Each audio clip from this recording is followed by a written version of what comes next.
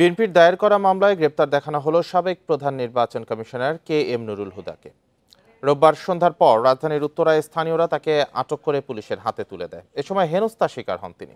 এর আগে সকালে গত ৩ নির্বাচনে কারচুপির অভিযোগে নুরুল হুদা সহ সাবেক নির্বাচন কর্মকর্তাদের বিরুদ্ধে মামলা করে বিএনপি। এদিকে এক বিবৃতিতে নুরুল হুদাকে লাঞ্ছনার ঘটনা ফৌজদারি অপরাধ উল্লেখ করে জড়িতদের বিরুদ্ধে ব্যবস্থা নেওয়ার কথা জানিয়েছে সরকার। 2014, 2018 ও 2024 সালের 3টি জাতীয় নির্বাচনে দীর্ঘদিন ধরে কারচুপির অভিযোগ বিএনপি সহ বিভিন্ন দলের। এ নিয়ে রোববার সকালে রাজধানীর শেরেবাংলা নগর থানায় মামলা করে বিএনপি। মামলায় সাবেক প্রধানমন্ত্রী শেখ হাসিনা, সাবেক 3 প্রধান নির্বাচন কমিশনার সহ 24 জনের নাম উল্লেখ করা হয়। প্রহসনের নির্বাচন আয়োজনের অভিযোগে এই মামলা করে বিএনপি। অবৈধ প্রধানমন্ত্রী শেখ হাসিনা আছে প্রধান, আর প্রধান নির্বাচন কমিশনার 2014 সালে যারা কমিশনার ছিলেন তারা, 2018 সালে প্রধান নির্বাচন কমিশনার ছিলেন যারা, তাদের সাথে কমিশনার, তাদের সাথে সচিব, এবং সর্বশেষ 2024 সালে যে নির্বাচন করেছে প্রধান নির্বাচন কমিশনার এবং তাদের কমিশনার বিন্দু সচিব সহ সংশ্লিষ্ট যারা আইন শৃঙ্খলা বাহিনী যারা অতি উৎসাহে জড়িত আছে তাদের আমরা নাম উল্লেখ করেছি। এটা ওনারা অনুসন্ধান করে ব্যবস্থা নেবেন। রোববার সন্ধ্যার পর সাবেক প্রধান নির্বাচন কমিশনার KM নুরুল হুদাকে তার উত্তরার বাসায় আটক করে হেনস্থা করে স্থানীয়রা। পরে পুলিশের হাতে তুলে দেওয়া হয় তাকে। রোববার রাতেই ডিবি কার্যালয়ে নেওয়া হয় সাবেক সিসি নুরুল হুদাকে। তার বিরুদ্ধে মামলা থাকায় আইন অনুযায়ী পরবর্তী ব্যবস্থা নেওয়ার কথা জানিয়েছে ডিবি পুলিশ। অবৈধভাবে নির্বাচনী ছদ্মবেশ ধারণ করে নির্বাচনী ব্যয় নির্ধারণ না করে ঘুষ দিয়ে অবৈধভাবে অন্য কাউকে নির্বাচনে জয় করানোর বিষয়ে যে অভিযোগ, সেই অভিযোগের প্রেক্ষিতে তার বিরুদ্ধে একটি মামলা রুজু হয় শেরেবাংলা নগর থানায়। 2018 সালের নির্বাচনের সময় প্রধান নির্বাচন কমিশনার ছিলেন KM নুরুল হুদা। গত 3 বিতর্কিত নির্বাচনে জড়িতদের ভূমিকা তদন্তে এরই মধ্যে কমিটি গঠনের সিদ্ধান্ত নিয়েছে অন্তর্বর্তী সরকার। Mamunur Rahman, Independent news, Dhaka. বিচার বিভাগ স্বাধীন করার জন্যই সংস্কার দরকার বললেন প্রধান উপদেষ্টা অধ্যাপক মোহাম্মদ ইউনূস। রোববার সন্ধ্যায় রাজধানীর একটি হোটেলে বিচারিক স্বাধীনতা বিষয়ক সেমিনারে একথা বলেন তিনি। প্রধান উপদেষ্টা আরও বলেন, হাজারো প্রাণের বিনিময়ে বর্তমান বাংলাদেশ পেয়েছে জাতি। তাই জুলাই গণহত্যার বিচার নিশ্চিতে জাতির কাছে দায়বদ্ধ সরকার। প্রতিটি জাতি পরিবর্তনের সুযোগ পায়। বাংলাদেশের এই সুযোগ হয়তো আর কখনো আসবে না, তাই এর সদ্ব্যবহার করা উচিত। এ সময় অতীতের বাধার কথা চিন্তা না করে সামনের দিকে এগিয়ে যেতে সমন্বিত প্রচেষ্টার আহ্বান জানান প্রধান উপদেষ্টা। বলেন, অন্তর্বর্তী সরকার সেই পরিবর্তনের কথা বলছে যা শক্তিশালী গণতন্ত্র প্রতিষ্ঠা করবে। Our debt to them is limitless. Bangladesh এখন সংকটময় মুহূর্তে আছে। ঐক্যবদ্ধভাবে এই সময় পার করতে হবে। জুলাই গণহত্যার বিচার নিশ্চিতে জাতির কাছে দায়বদ্ধ সরকার। শতভাগ স্বচ্ছতায় পরিচালিত হচ্ছে আন্তর্জাতিক অপরাধ ট্রাইব্যুনালের বিচার কার্যক্রম। প্রধানমন্ত্রী পদে এক ব্যক্তি সর্বোচ্চ 10 বছর থাকার প্রস্তাবে ভিন্ন মত জানিয়েছে বিএনপি সহ 3টি দল। রোববার বিকেলে রাজধানী ফরেন সার্ভিস একাডেমিতে ঐকমত্য কমিশনের আলোচনা শেষে একথা জানান কমিশনের সহসভাপতি আলী রিয়াজ।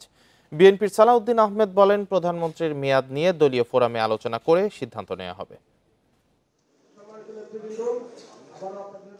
জুলাইয়ের মধ্যেই জাতীয় সনদ তৈরির লক্ষ্যে দ্বিতীয় দফা আলোচনায় ঐকমত্য কমিশন। রোববার প্রধানমন্ত্রীর মেয়াদ, সংবিধান ও রাষ্ট্রের মূলনীতি নিয়ে আলোচনা হয়। দিনব্যাপী আলোচনায় কোনো বিষয়েই একমত হয়নি দলগুলো। কমিশনের সহসভাপতি আলী রিয়াজ জানান, প্রধানমন্ত্রীর মেয়াদ নিয়ে বিএনপি সহ 3টি দল বাদে বাকিরা একমত।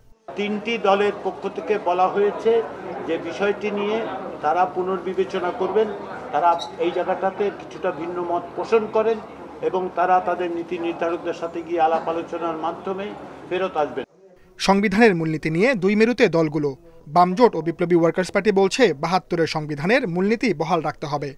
বাংলাদেশের গঠনকালে যে মৌলিক ঐক্য তৈরি হয়েছে তাকে রেখে আমাদের বাকি মূলনীতি বিবেচনা করতে হবে এবং সেই মূলনীতির ক্ষেত্রে কতগুলো প্রশ্নে কোনো রকম আপোষ আমরা করতে মানে বাংলাদেশের জনগণ কিংবা বাংলাদেশের ইতিহাসের পরিপ্রেক্ষিতে কোনো রকম আপোষ গ্রহণ করা উচিত হবে না। আমরা ওই 4 মূলনীতিতে একমত ছিলাম। এইবারের আলোচনা আমরা পরিষ্কার করে এই দলগুলোর পক্ষ থেকে বলেছি, এই 4 মূলনীতির প্রশ্নে আমরা অনড়। এইখানে হাত দেওয়া যাবে না। তবে পঞ্চম সংশোধনীর বিসমিল্লাহ এবং আল্লাহর ওপর পূর্ণ আস্থা ও বিশ্বাসে ফেরার দাবি জানিয়েছে বিএনপি জামায়াত। আমাদের পক্ষ থেকে আমরা স্পষ্টভাবে জানিয়েছি যে ৭২-এর মুজিববাদী মূলনীতি আমরা রাখার পক্ষে না। এই 4টি মূলনীতি বাদ দিতে হবে। এটি বাদ দিয়ে তার পরবর্তীতে এই 4টি মূলনীতি রাখার ব্যাপারে আমাদের কোনো আপত্তি নেই। সংবিধানের মূলনীতি প্রশ্নে পঞ্চম সংশোধনীতে যেভাবে গৃহীত হয়েছে সেই জায়গায় আছে। ওখানে বিসমিল্লাহির রহমানির রহিম আছে, ওখানে মহান আল্লাহর উপর আস্থা এবং বিশ্বাস আছে, ওখানে ধর্মনিরপেক্ষতা নেই। তো সুতরাং আমরা পঞ্চম সংশোধনীতে গৃহীত সেই সমস্ত প্রস্তাবের সাথে একমত। জাতীয় সনদ তৈরির জন্য 2 জুন দ্বিতীয় দফার আলোচনা শুরু করে ঐকমত্য কমিশন। Sajjad Hossain, Independent news, Dhaka.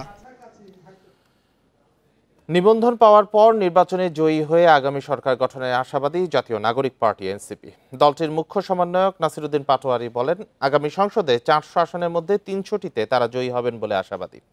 রোববার বিকেলে নির্বাচন কমিশনে দলে নিবন্ধন আবেদন জমা দিয়ে সাংবাদিকদের এসব তথ্য জানান এই এনসিপি নেতা।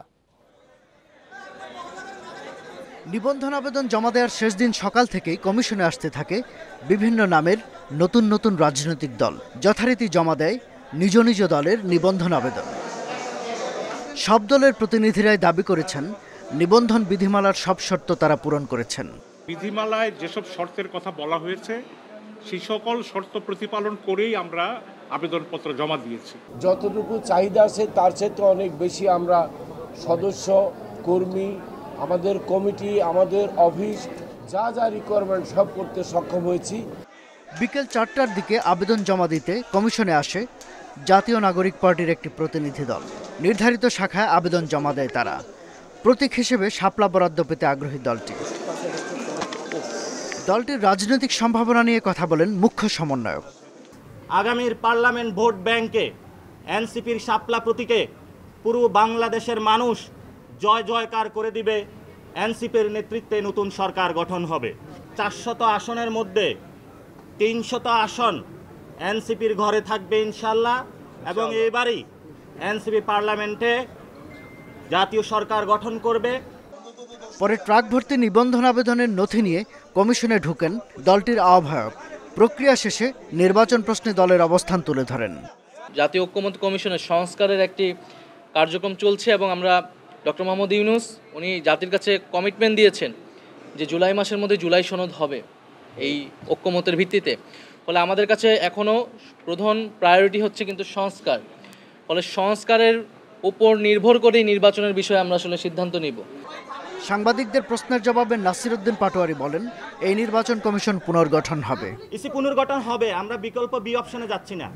শাহাদাত স্বপন, ইন্ডিপেন্ডেন্ট নিউজ, ঢাকা।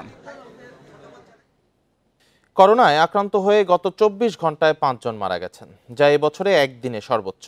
এই নিয়ে মৃতের সংখ্যা বেড়ে দাঁড়ালো 16 জনে। এছাড়া নতুন করে শনাক্ত হয়েছেন 36 জন। স্বাস্থ্য অধিদপ্তরের তথ্য মতে গত 24 ঘন্টায় 621 জনের নমুনা পরীক্ষা করা হয়েছে। সে হিসাবে শনাক্তের হার 5.80%। 24 ঘন্টায় মারা যাওয়া 5 জনের 4 জন পুরুষ ও 1 জন নারী। তাদের মধ্যে 1 জন ঢাকা, 3 জন চট্টগ্রাম ও 1 জন রাজশাহী বিভাগের। দেশে এখন পর্যন্ত করোনা ভাইরাসে মারা গেছেন 29,515 জন। এখন পর্যন্ত শনাক্ত হয়েছেন 20,51,978 জন। 2025 সালে শনাক্ত হয়েছেন 433 জন।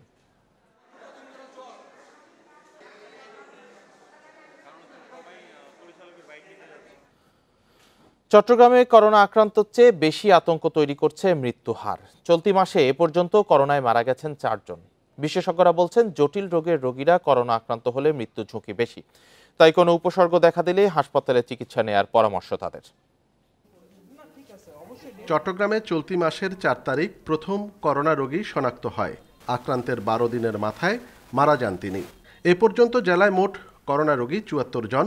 এর মধ্যে 4 জনের মৃত্যু হয়েছে আইসিইউতে চিকিৎসাধীন অবস্থায়।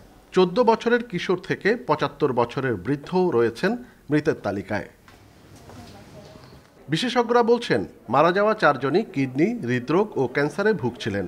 জটিল রোগে আক্রান্তরা করোনা আক্রান্ত হলে ঝুঁকি কয়েক গুণ বেড়ে যায়। তাই নিবিড় পরিচর্যায়ও শেষ রক্ষা করা যায়নি। বয়স্ক মানুষ যাদের বিভিন্ন ধরনের রোগ আছে, হার্টের রোগ আছে, কিডনি রোগ আছে, প্রেশার, ডায়াবেটিস আনকন্ট্রোল এই ধরনের, বা ক্যান্সার আছে, এই ধরনের মানুষগুলো কিন্তু ঝুঁকিপূর্ণ অবস্থায় থাকবে। আমাদের এই সিটিজেনগুলো যারা এরকম অবস্থায় আছে তাদের জন্য এটা একটা খারাপ হতে পারে। এবার করোনা নিয়ে সাধারণ মানুষের সচেতনতার ঘাটতি রয়েছে বলে মনে করছে স্বাস্থ্য বিভাগ। গুরুতর অবস্থা না হলে কেউ হাসপাতালে যাচ্ছে না, তাই যে কোনো উপসর্গ দেখা দিলেই হাসপাতালে যাওয়ার পরামর্শ তাদের। আমরা কোভিড নিয়ন্ত্রণের জন্য প্রস্তুত করেছি, ওখানে পর্যাপ্ত ডাক্তার, নার্স এবং আরও অন্যান্য কর্মীদেরকে আমরা প্রদান দিচ্ছি। অতি দ্রুত এখানে যে লজিস্টিক যেগুলো আছে, ভেন্টিলেটরগুলো ফাংশনিং করা হচ্ছে। এর মধ্যে যদি কোনো রোগে খারাপ হয়, আইসিইউ সাপোর্ট লাগে, আমাদের যে 60 বেডের আইসিইউ আছে, আমরা রোগীকে সাথে সাথে ওখানে শিফট করে ফেলবো। প্রত্যেকটা ওয়ার্ডে আমরা ডেঙ্গু গভর্নর করছি এখান থেকে শিফট করে যাওয়ার পর। কোভিড রোগীদের জন্য পর্যাপ্ত পরিমাণ যা যা দরকার সব ব্যবস্থা এখানে আছে। করোনা আক্রান্ত ও মৃত্যুর সংখ্যা বাড়লেও হাসপাতালে ভর্তি হওয়া রোগী এখনও অনেক কম। এছাড়া বিপুল সংখ্যক মানুষ পরীক্ষার বাইরে থাকছে বলেও জানিয়েছেন সংশ্লিষ্টরা। অনুপম শীল, ইন্ডিপেন্ডেন্ট নিউজ, চট্টগ্রাম। এ নিয়ে আরও জানাতে চট্টগ্রাম থেকে যুক্ত হয়েছেন সহকর্মী আহসান রিটন। রিটন, এ পর্যন্ত 74 জন শনাক্ত হয়েছে করোনা রোগী এবং 4 জন মারাও গেছেন। তো এই মুহূর্তে যে করোনা সংক্রান্ত নির্দেশনাগুলো সেগুলো মেলে চলা হচ্ছে কিনা, কি সতর্কতামূলক ব্যবস্থা নেওয়া হচ্ছে, সার্বিক পরিস্থিতি কি চট্টগ্রামে করোনার?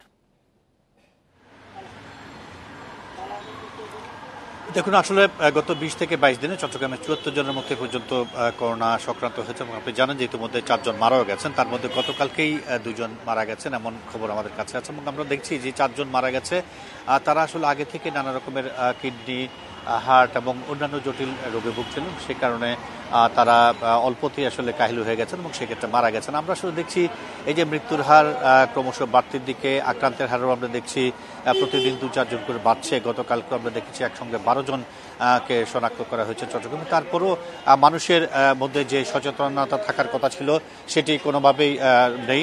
আমরা এই মুহূর্তে চট্টগ্রাম মেডিকেল কলেজ হাসপাতালে একেবারে জরুরি বিভাগের সামনে আমরা আছি। আপনি যদি দেখেন তাহলে দেখবেন যে আসলে যে কজন এখানে দাঁড়িয়ে আছেন তাদের বেশিরভাগের মুখে আসলে কোনো মাস্ক নেই এবং অন্যান্য যে সমস্ত সতর্কতা অবলম্বন করার কথা ছিল সেগুলো তো নেই। আমরা এটি নিয়ে আসলে চট্টগ্রাম সিভিল সার্জন এবং অন্য যারা এই করোনা তদারক নিয়ে কাজ করছেন তাদের সাথে কথা বলছে। তারা যেটি বলছে সেটি হচ্ছে মানুষের মধ্য থেকে যদি নিজের থেকে যদি আসলে তারা গরজ মনে না করেন তাহলে আসলে করোনার যে ঢেউ সেটি কোনোভাবেই থামানো যাবে না। কেন তারা মাস্ক ব্যবহার করছেন না কিংবা অন্যান্য কারণে এই করোনাকে খুব বেশি পাত্তা দিচ্ছেন না, সেটির কারণ হচ্ছে একটাই, সেটি হচ্ছে আপনি জানেন যে গত 2-3 বছর করোনার যে প্রকোপ সেটি ছিল না, সংক্রমণ যেমন ছিল না, পাশাপাশি মৃত্যু একেবারে শূন্যের কোটায় নেমে এসছে। ফলে মানুষের মধ্যে একটি বদ্ধমূল ধারণা হয়েছে যে করোনা চলে গেছে, সেই করোনা আসলে অল্প বিস্তর যদি এসেও থাকে সেটি খুব বেশি ক্ষতিকর নয়। ফলে তারা খুব বিষয়টিকে খুব বেশি আমল নিচ্ছে। আমরা দেখেছি চট্টগ্রামের গণপরিবহন থেকে শুরু করে সবকিছুই, এবং কি আমরা দেখছি প্রতিনিয়ত এখানে আসলে সামাজিক যে বিয়ে শাদীর ব্যাপার রয়েছে, বিয়ে মেজবান এই ইত্যাদি ব্যাপারগুলো রয়েছে সেগুলো বেশ সগৌরবে চলছে, বেশ জমজমাটভাবে চলছে। মানুষের মধ্যে করোনা নিয়ে যে ভীতি সেটি কোনোভাবে নেই। এক্ষেত্রে সিভিল সার্জন এবং অন্যান্য যারা রয়েছেন তারা বলছেন যতক্ষণ পর্যন্ত মানুষ নিজে থেকে সচেতন না হবে ততক্ষণ পর্যন্ত করোনার যে ঢেউ সেটি থামানো আসলে সম্ভব হবে না। এই হচ্ছে আমার কাছে চট্টগ্রাম থেকে করোনার বিষয়ে এখন পর্যন্ত সর্বশেষ। চট্টগ্রাম থেকে করোনা পরিস্থিতি নিয়ে জানাচ্ছিলেন সহকর্মী আহসান রিটন। আগামী অর্থবছরের জন্য 7,90,000 কোটি টাকার বাজেট অনুমোদন দেওয়া হয়েছে। রোববার উপদেষ্টা পরিষদের বৈঠকে বাজেট অনুমোদন দেওয়া হয়। বাজেটে সামাজিক নিরাপত্তা খাতে বরাদ্দ বৃদ্ধি ও শিথিল করা হয়েছে রপ্তানি খাতে প্রণোদনার শর্ত। সরকারি কর্মচারীদের জন্য বিশেষ সুবিধা কিছুটা বাড়ছে। এতে সরকারি চাকরিজীবীদের বেতন বাড়বে কমপক্ষে 1,500 টাকা, অবসরভোগীদের 750 টাকা। এই সকল সুপারিশসমূহ বিবেচনায় নেওয়া জুলাই অভ্যুত্থানে বদলে যাওয়া বাংলাদেশের ভিন্ন বাস্তবতায় গত 2 জুন বাজেট প্রস্তাব উপস্থাপন করেন অর্থ উপদেষ্টা সালেউদ্দিন আহমেদ। তবে নির্বাচন নিয়ে বড় রাজনৈতিক দলের মধ্যে টানাপোড়েন ও অনিশ্চয়তায় বাজেট নিয়ে তেমন শোরগোল শোনা যায়নি। বাজেট উপস্থাপনের 20 দিনের মাথায় তা উপদেষ্টা পরিষদে অনুমোদন পেল। নতুন অর্থবছরে জিডিপি প্রবৃদ্ধির লক্ষ্যমাত্রা নির্ধারণ করা হয়েছে 5.5%। গড় মূল্যস্ফীতি 6.5%-এর মধ্যে রাখার লক্ষ্য ঠিক করেছে অর্থ উপদেষ্টা। বাজেট ঘাটতি পূরণে দেশি বিদেশি উৎস থেকে 2,26,000 কোটি টাকা ঋণ নেবে সরকার। এদিকে সংশোধিত বাজেটে সামাজিক নিরাপত্তা খাতে বরাদ্দ 10,000 কোটি টাকা বাড়িয়ে প্রায় 91,000 কোটি টাকা নির্ধারণ করা হয়েছে। এছাড়া রপ্তানি খাতে প্রণোদনা কমানোর শর্ত শিথিল করা হয়েছে এবারের বাজেটে। সামাজিক নিরাপত্তা, 81,297 কোটি টাকা ছিল, এটা 91,297 টাকা করেছি। 10,000 কোটি টাকা আমরা বৃদ্ধি করেছি। WTOর একটা আমরা এগ্রিমেন্ট আছে যে আমরা রপ্তানি খাতে 4 ধাপে কমিয়ে নিয়ে আসবো, 0 করে। 2 ধাপ আমরা অলরেডি করেছি। বার্ষিক উন্নয়ন কর্মসূচি এডিবির বরাদ্দ 2,30,000 কোটি টাকা ধরা হয়েছে, যা চলতি অর্থবছরের চেয়ে 35,000 কোটি টাকা কম। অর্থনীতিবিদরা বলছেন, সামগ্রিক অর্থনৈতিক স্থিতিশীলতা পুনরুদ্ধার করাই এই বাজেটের মূল চ্যালেঞ্জ। অন্যান্য দেশে যে প্রত্যক্ষ আয় থেকে রাজস্বের যে আয় সেটা হলো বেশি, আর অপ্রত্যক্ষ যেটা নাকি সাধারণ জনগণের উপর পড়ে সেটা হলো কম। আমাদের দেশে হলো রিভার্স, আমাদের 2/3 হলো অপ্রত্যক্ষ, indirect tax, VAT, sales tax, excise duty থেকে শুরু করে এগুলোতে যেগুলো সাধারণ মানুষের উপর পড়ে, আর মাত্র 1/3 হলো আমাদের ডাইরেক্ট ট্যাক্স। সংসদ না থাকায় এবারের উপদেষ্টা পরিষদের মাধ্যমে সরকারের ব্যয় ও সংশোধিত অর্থ অধ্যাদেশ অনুমোদন করা হয়েছে। রাষ্ট্রপতির সম্মতি নিয়ে অর্থ অধ্যাদেশ জারি করার পর তা তাৎক্ষণিকভাবে কার্যকর হবে। Amirul Islam, independent news, Dhaka. বাজারে চালের সংকট নেই, তবু বিক্রি হচ্ছে চড়া দামে। ঈদের পর মোটা বা সরু সব চালের দাম বেড়েছে কেজিতে 2 থেকে 60 টাকা পর্যন্ত। ব্যবসায়ীদের অভিযোগ, কয়েকটি কর্পোরেট প্রতিষ্ঠান বিপুল চাল মজুত করায় বাজারে অস্থিরতা তৈরি হয়েছে। তবে ভোক্তা অধিকার দুষছে পাইকার ও মিল মালিকদের। নতুন ধান ওঠায় ঈদের আগে নিয়ন্ত্রণে ছিল চালের দাম, এখন মজুত থাকলেও বিক্রি হচ্ছে বেশি দামে।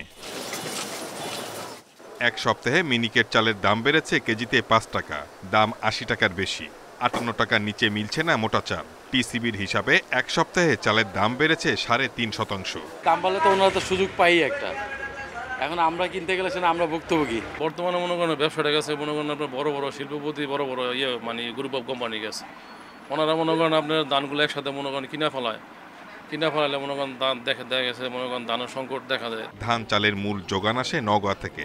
দাম বাড়ার জন্য কর্পোরেট প্রতিষ্ঠানগুলোকে দুষছেন সেখানকার মিল মালিকরা। ব্র্যান্ডিং কোম্পানিগুলোকে দেখে যদি রাষ্ট্রীয়ভাবে তদারকি করা হয় বা তাদের বিরুদ্ধে ব্যবস্থা গ্রহণ করা হয়, আমি মনে করি ধান চালের বাজারটা সহনশীল পর্যায়ে নেমে আসবে। তবে চালের বাজারে সব পর্যায়ে কারসাজি হচ্ছে বলে দাবি ভোক্তা অধিদপ্তরের। আমরা একটা প্রতিষ্ঠানে তদারকিকালে বাকি সব দোকানদার তাদের আড়ত ছেড়ে পালিয়ে গেছেন, কাউকে পাওয়া যাচ্ছে না। এতে মনে হচ্ছে যে ওনারা সবাই এটার সাথে জড়িত, কারসাজি করে দাম বৃদ্ধি করছেন, এই আমাদের অসহযোগিতা করছেন। এই প্রেক্ষিতে আমরা একটা প্রতিষ্ঠানকে 5,000 টাকা জরিমানা করলাম, আর একটা আমরা সাময়িক বন্ধ ঘোষণা করলাম। খাদ্য মন্ত্রণালয়ের তথ্য মতে সরকারি গুদামে চালের মজুদ 12.5 লাখ টন, আর ভারত থেকে আমদানি করা হচ্ছে 8.5 lakh ton. Shahid Ahmed, independent news, Dhaka. পাঠ্য বইয়ে নিম্নমানের কাগজ ঠেকাতে ছাপাখানাগুলো সিসিটিভির আওতায় আনা হচ্ছে। বই ছাপানোর কাজ পেতে হলে অবশ্যই থাকতে হবে সিসিটিভি। এর মাধ্যমে সার্বক্ষণিক নজরদারি করবে এনসিটিভি। সেই সঙ্গে ডিসেম্বরে সব শিক্ষার্থীকে বই দেওয়ার পরিকল্পনা রয়েছে। বিগত বছরের চেয়ে এবার বইয়ের কাগজের মান ছিল ভালো, তবে 15 থেকে 20% বইয়ের কাগজ ছিল নিম্নমানের। তাই এবার কঠোর হচ্ছে এনসিটিভি। ঘোষণা দেয়া হয়েছে, কাজ পেতে হলে ছাপাখানায় থাকতে হবে সিসিটিভি। এজন্য এনসিটিভিতে বসানো হচ্ছে কন্ট্রোল রুম, সেখান থেকে সার্বক্ষণিক তদারকি করা হবে।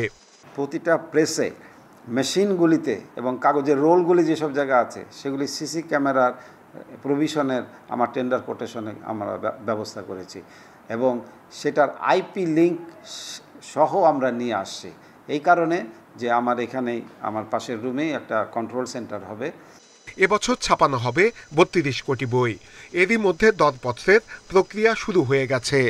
নভেম্বরের মধ্যে বই ছাপিয়ে ডিসেম্বরেই শিক্ষার্থীদের হাতে তুলে দেওয়ার পরিকল্পনা করছে সরকার। যে বার্ষিক পরীক্ষা যেদিন শেষ হলো সেদিন সবার হাতে বইগুলি দিয়ে দেওয়া, 1 তারিখে যিনি বইটা নিয়ে আসে, এরকম চিন্তা ভাবনা করা হচ্ছে। এখন এরকম ফাইনাল সিদ্ধান্ত হয় না, এটা আমাদের ঊর্ধ্বতন কর্তৃপক্ষ যে সিদ্ধান্ত নেবে। বই বই নির্দিষ্ট জায়গায় প্রিজার্ভ থাকবে, তারপরে সিদ্ধান্ত যেটা নেয় সরকার সেই হিসেবে বইগুলি ডিস্ট্রিবিউট হবে।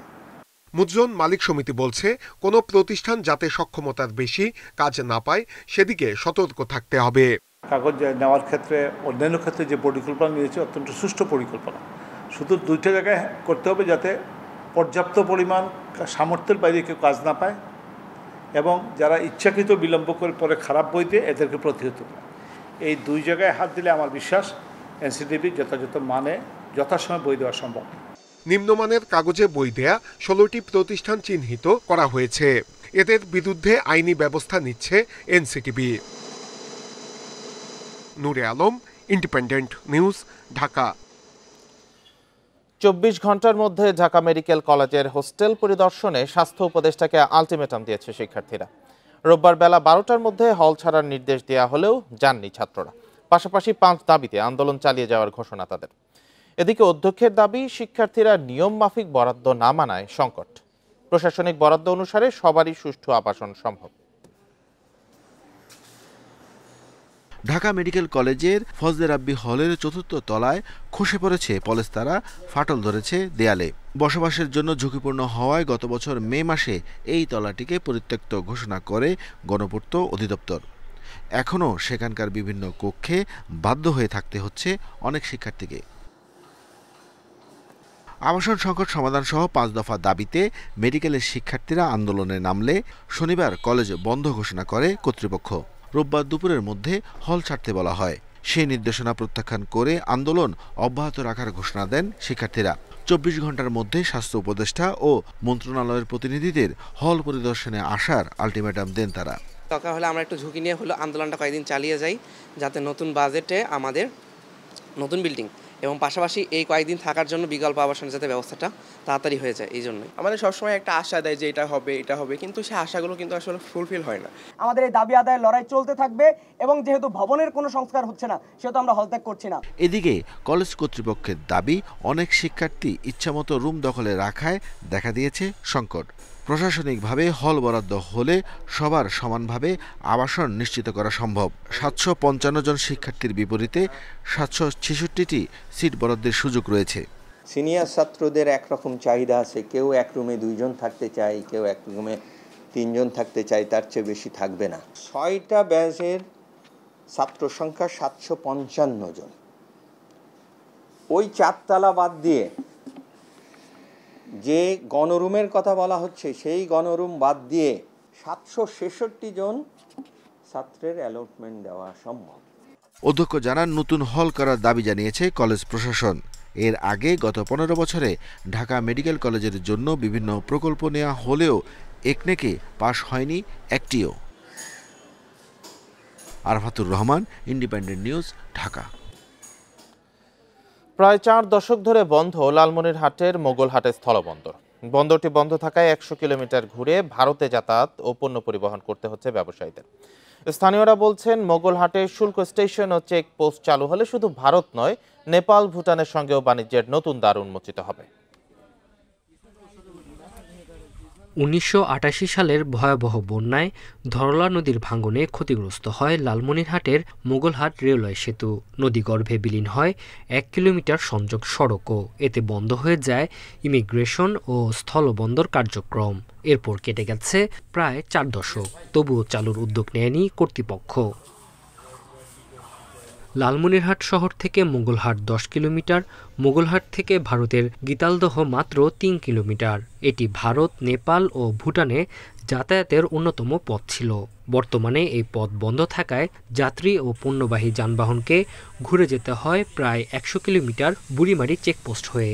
মোগলহাট স্থলবন্দরটি চালু হতো, তাহলে আমাদের 100 কিলোমিটার ঘুরে বুড়িমারিতে যাইতে হতো না। পাশাপাশি যে কুড়িগ্রাম, রংপুর বিভাগের লোক কিন্তু এটা সুবিধা পাইতো। এখন ঢাকা দেওয়া লাগে, চিটাগাং দেওয়া লাগে, আমার এলাকা থুয়ে বাইরে দেওয়া লাগে। ইন্ডিয়া যদি যায় পাসপোর্টে, তাহলে পরে তাদেরকে সেই পাটগ্রাম 150-200 কিলোমিটার হয়ে যেতে হয়। বিশেষ করে রংপুর অঞ্চলের মানুষ যারা আছে, তাদের কিন্তু এই পাশ দিয়ে ইন্ডিয়া যাওয়া সুবিধা আর কি। দীর্ঘদিন ধরে বন্ধ থাকার কারণে রেললাইন ও অবকাঠামো ক্ষতিগ্রস্ত হয়েছে। স্থলবন্দরটি চালু হলে সময় ও ব্যয় কমে আসবে বলছেন ব্যবসায়ীরা। বাণিজ্য মন্ত্রণালয়, পররাষ্ট্র মন্ত্রণালয়, সরকারের প্রধানের কাছে আমরা পত্র দিয়ে বিষয়টি অবগত করিয়েছি যে আমাদের এই জেলায় এই রুটটি চালু হলে ব্যাপক থেকে ব্যাপকতর কর্মকাণ্ড এবং কর্মচাঞ্চল্য বেড়ে যাবে। সরকারের কাছে বন্দরটি চালুর কথা তুলে ধরেছেন জেলা প্রশাসক। মন্ত্রণালয়ে কথা বলেছি এবং আমাদের জেলা প্রশাসক যে সম্মেলন হয়েছে সেখানে আমরা এই বিষয়টা উপস্থাপন করেছি। এখন আমরা অপেক্ষা করতে পারি, সরকার আশা করি সরকার দ্রুত এই বিষয়ে ব্যবস্থা নেবেন। বন্দরটি চালু হলে প্রতিদিন ৫ শতাধিক পণ্যবাহী ট্রাক পারাপারের পাশাপাশি শতাধিক পাসপোর্টধারী যাত্রী ৩ দেশে যাতায়াত করতে পারবে। Independent news. আর এই ছিল এখনকার সংবাদে। ধন্যবাদ সবাইকে।